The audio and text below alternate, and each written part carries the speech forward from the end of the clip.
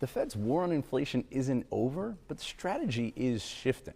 This 25 basis point rate increase from the Fed is the smallest since last March when this fight against inflation began. The Fed is still trying to slow the economy down to cool off inflation.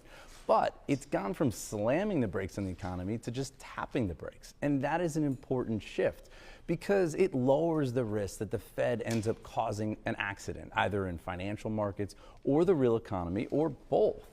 And the Fed is changing its tune on inflation a bit. The Fed's statement acknowledged that inflation has eased. And during the press conference, Fed Chair Jerome Powell, he declared that the disinflationary process has begun. He also sort of shrugged off the January boom in financial markets, even though soaring stock prices actually makes the job of the Fed to get inflation down that much harder.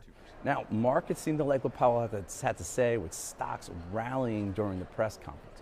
But, I would note that Powell did not mince words when it comes to inflation. He said it's, quote, very premature to declare victory or think that we've really got this.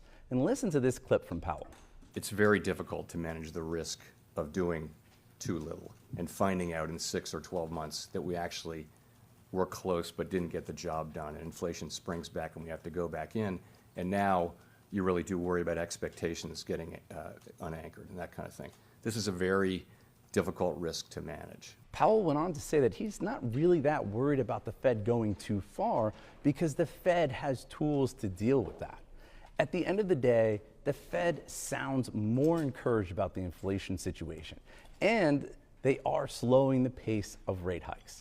The Fed is not done here, but it does feel as though we are much closer to the end of this rate hiking campaign than the beginning. I'm Matt Egan, CNN at the Federal Reserve.